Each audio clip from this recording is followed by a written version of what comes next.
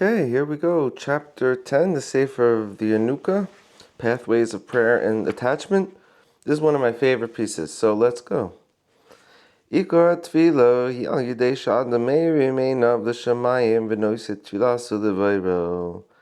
The main fundamental point and power of prayer is when a human, lifts up his or her eyes to the heavens and then offers his prayer to God. So it's not just looking in the book or closing your eyes, it's specifically being in a place where you look up towards the heavens and you pray to God. Kamo shikasu b'Daniel, like it says in the Sefer Daniel, written thousands of years ago, that regarding Daniel, he would pray next to the windows. Why would they tell us that? So the sages in Tractate Brachos in the Talmud, they explain this, something written like 2,500 years ago, so 2,000 years ago, they explained it. Based on this, we learn that when you build a synagogue, you build a shul. This one's for our dear friend in Miami now, living on a special island, and she's building a shul. This is a piece of advice for her. Make sure there's windows in the place that you're praying, in the Beit Knesset, in order that people could be able to pray next to them. Like, you need to be near a window when you really want to pray. V'inyan bekach, and the matter here, hu shadam yira es shamayim, that a person should see the heavens when they're praying, the sky. V'yisko heitev mi oimed umistakel me'alav umechia oiso, so they could remember very well who they're standing before and who they're looking at above, and who's feeding you, who's nourishing you. Like, God's nourishing you, God's above. So looking at God and creating that relationship is what helps your prayers. Because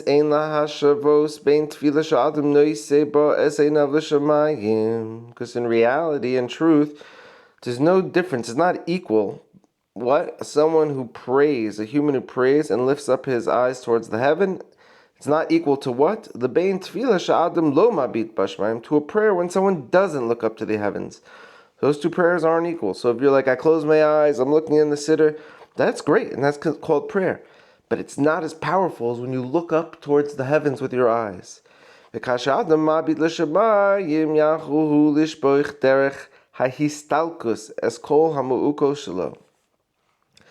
a person does look up to the heavens, he could pour out his prayers in a matter of seeing all his problems, all of his issues, like all of your issues start pouring out properly. Some people don't even know how to properly pray, what your issues are, what you're dealing with. But when you look up to the heavens, your issues will properly pour out from you what you need to pray for.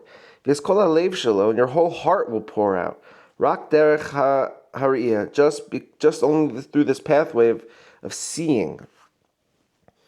Re'iyah, seeing, is the same lashon as yira, of like fear. Just keep that in mind, like awareness. But through seeing the heavens, your heart could properly pour itself out. Umuva beraya behemna bezor kadoshim, and it says in the Raya Behemna, which is a part of the Zohar on Parsha Kadoshim, written 2,000 years ago, Reb Shimon bar Yochai, the most Kabbalistic works in the world.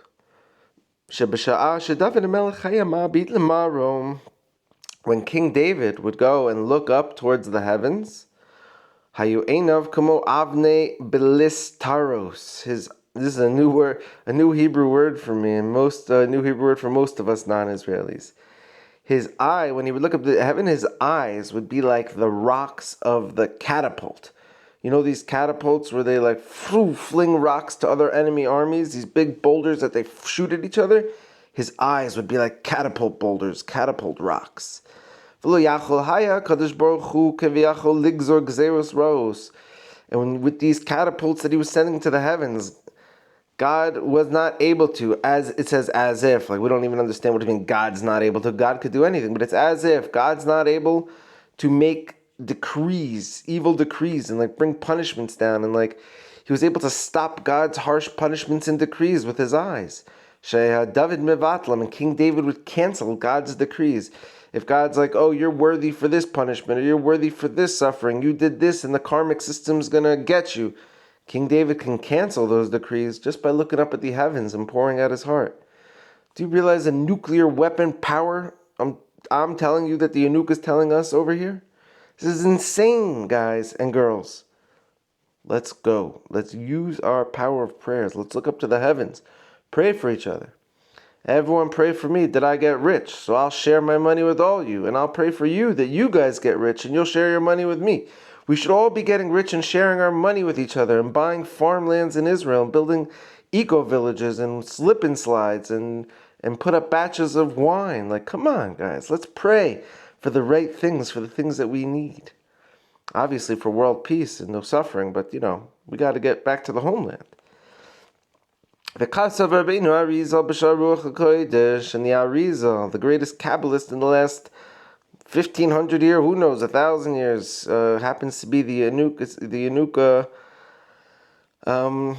I think Arizal stands for Elokut Rabbeinu Yitzchak. His name was Yitzchak, the Arizal, and we call him the Godly, Zecher Levracha. So Arizal is just an acronym for that. The Godly Rabbeinu Yitzchak. So the Yanuka is a descendant of the Arizal. Yanuka is a descendant of the greatest Kabbalist that lived in the last 1,000 years. Obviously, something's going on. So the Arizal says in Shar Ruach HaKodesh, in his writings,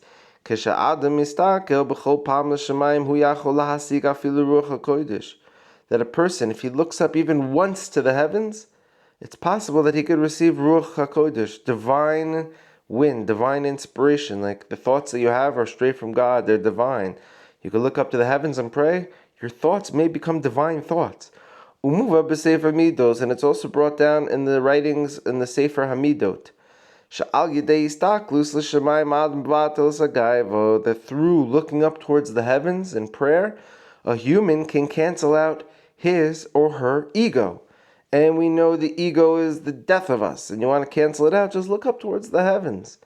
And it could also cancel out the hate of our enemies. We got enemies, we got haters. You want to block yourself from the haters? You don't need to come back to them and be like, talk to the hand, or who do you think you are? Or, you don't have to battle them. You look up to the heavens, God will deal with your haters. He'll remove your enemies from your life.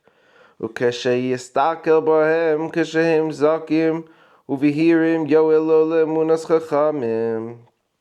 when you look up towards the heavens, when it's like clear and illuminated, like you see the heavens, like the stars shining, whatever he means by here, that the heavens are clear and like shining and illuminated, this will help you have faith in the sages. You don't really believe in the sages, you don't really connect it to them. Just look up to the sky when it's a clear day, a clear night. Pray. A byproduct of that was you'll be connected and have faith in the sages. I can't imagine the level of life hackery that we're getting over here. These are insane life hacks, my brothers and sisters, my family, my loved ones, my good peoples who are helping give me life purpose by giving this lecture and you guys watching this lecture. So I'm so grateful for you. This stuff saved my life. This book saved my life. This is better than any psychedelic plant medicine in the world. This can heal a human. This could bring us back to God, bring us to the redemption. Whew, sorry for my rant. I get a little carried away sometimes. They posted the video. It's on my Instagram page. I could send it to anyone on WhatsApp, where I'm standing next to the Yanuka in front of the Ark, in front of his whole congregation. Thanks to you-know-who anonymous people who sponsored the Ark opening, that I get to tell the story of the miracle of him opening the gates. Whoever wants it, reach out. I'll send it to you. I love you all. Have a wonderful day.